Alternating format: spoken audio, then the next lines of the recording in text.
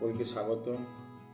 আজ একাদশ শ্রেণীর পাঠ্য অন্যতম একটি কবিতা নুন নিয়ে আলোচনা করব, যার রচয়িতা আধুনিক যুগের অন্যতম কবি জয় গোস্বামী।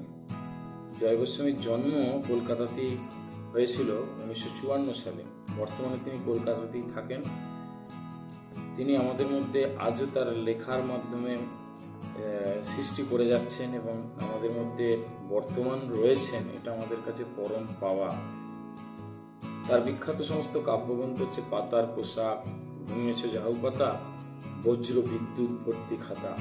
আর আমাদের আলোচ্য নুন কবিতাটা তার ভুতুম ভগবান কাব্যগ্রন্থ থেকে নেওয়া হয়েছে। এবং নুন কথাটার মাধ্যমে কবি বোঝাতে চেয়েছেন নুন হচ্ছে সাধারণ মানুষের ন্যূনতম প্রয়োজনীয় জিনিসের প্রতীক, বাঁচার প্রতীক। মানুষ বেঁচে থাকতে গেলে যে তিনটে প্রয়োজনীয় জিনিস অবশ্য প্রয়োজনীয়, যেমন হচ্ছে অন্ন, বস্ত্র, বাসস্থান, এখানে নুনের মাধ্যমে সেই ন্যূনতম জিনিসগুলোর দিকেই ইন্ডিকেট করার বা নির্দেশ করার চেষ্টা করেছেন কবি জয় গোস্বামী। এখানে দরিদ্র নিম্ন মধ্যবিত্ত মানুষের রোজ নামচা, তাদের জীবন সংগ্রাম, তাদের জীবনের একঘেয়েমিতা, তারা দরিদ্র এই অবস্থা থেকে কিছুতেই নিজেদের উত্তরণ ঘটাতে পারছে না, মুক্তি পাচ্ছে না। তাদের কাছে জীবন দুর্বিষহ হয়ে উঠছে। এই দুর্বিষহ নারকীয় জীবনে কিভাবে তারা একঘেয়েমিতা, হতাশা, অবসাদের শিকার হচ্ছে, সেগুলো কবি তুলে ধরার চেষ্টা করছেন। এগুলো থেকে মুক্তির উপায় কি, এর জন্য সরকারের কি করা উচিত, বা যারা অবস্থাপন্ন মানুষ তাদের পাশে দাঁড়ানো উচিত, সেই বার্তা কবিতায় কবি দেওয়ার চেষ্টা করেছেন। আমাদের আলোচ্য এই কবিতাটা ভুতুম ভগবান নামক কাব্যগ্রন্থ থেকে নেওয়া হয়েছে। চলো এবার লাইন টু লাইন ব্যাখ্যা করি। আমরা তো অল্পে খুশি, কি হবে দুঃখ করে। দরিদ্র মানুষের প্রতিনিধি হিসেবে কবি বলছেন যে আমরা সাধারণ জিনিসেই খুব খুশি, আনন্দে থাকি, কারণ জানি দুঃখ কষ্ট করে কোনো লাভ নেই। দুঃখ করলে দুঃখ আরো বাড়বে। চোখের জল ফেললে চোখের জল পড়তেই থাকবে, মোছানোর কেউ থাকবে না পাশে। আমাদের দিন চলে যায় সাধারণ ভাত কাপড়ে, মানে ন্যূনতম জিনিসগুলো পূরণ করতে গিয়েই আমরা হিমশিম খাই, আমাদের প্রত্যেক দিন কেটে যায়। অর্থাৎ দিন আনি দিন খাই, এরকম মানুষের প্রত্যেক দিনের জীবন যেমন কাটে। সকাল হলেই কাজে যাও, কাজ থেকে সামান্য রোজগার করো, তবেই সংসার চলবে, নাহলে অনাহারের সম্মুখীন হতে হবে। সেই কথা কবি বলছেন। চলে যায় দিন আমাদের অসুখে ধার দেনাতে। আর্থিক সদ্গতি নেই, সচ্ছলতা নেই, যার ফলে সুখ নেই, শান্তি নেই। এর থেকে ধার, এর থেকে দেনা, এগুলো করতে হয় দরিদ্র মানুষকে টিকে থাকার জন্য, বেঁচে থাকার জন্য। রাত্রিরে দু ভাই মিলে টান দিই গঞ্জিকাতে। গঞ্জিকা কথার অর্থ হচ্ছে গাঁজা। কি করছে এখানে? ভাই বলতে কিন্তু আক্ষরিক অর্থে সহোদর, কিন্তু এখানে ভাই বলতে ভাইকে বোঝাতে চাননি কবি। এখানে ছেলে এবং বাবা মানে নেশাগ্রস্ত হয়ে যাওয়ার পর তাদের যে একটা সীমারেখা আছে, সেই সীমারেখা দূর হয়ে যায়, তারা এক হয়ে যাচ্ছে। বাপ বেটা না থেকে ভাইয়ে পরিণত হচ্ছে নেশা করতে করতে। তারা কি করছে? গাঁজা সেবন করছে একসঙ্গে। বাবা ছেলে মানে হচ্ছে নেশা করার অন্যতম পার্টনার হয়ে যাচ্ছে। সব দিন হয় না বাজার, বলে হয় মাত্রা ছাড়া। এরকম এক একদিন রোজগার ভালো হয় না, বাজার করতেই পারে না, আবার এক একদিন এত মানে যেটুকু ভেবেছিল তার থেকে বেশি আয় করে ফেলে। তখন তাদেরও ইচ্ছা হয় একটু ভালো খাবো, একটু ভালো থাকবো, যার ফলে সেই দিন মাত্রা ছাড়া বাজার করে ফেলে, সঞ্চয় করতে পারে না। বাড়িতে ফেরার পথে কিনে আনি গোলাপ চারা। সে মনের সেই ইচ্ছা, শখ, সেগুলোকে পূরণ করবার জন্য ওই সামান্য বেশি আয় থেকে তারা কি করে? তাদের শখ পূরণ করার চেষ্টা করে, গোলাপ চারা কিনে নিয়ে আসে। কিন্তু পুঁতবো কোথায়? জায়গা নেই তো, কিনে তো ফেললাম, ফুল কি হবেই তাতে? এবং মনের মধ্যে প্রশ্ন জাগে যে গোলাপ চারাটা যে কিনলাম সেটা হবেই বা কোথায়? ভবিষ্যতের থেকে ফুল হবে তো? ভবিষ্যতের চিন্তা কিন্তু তাদের গ্রাস করে।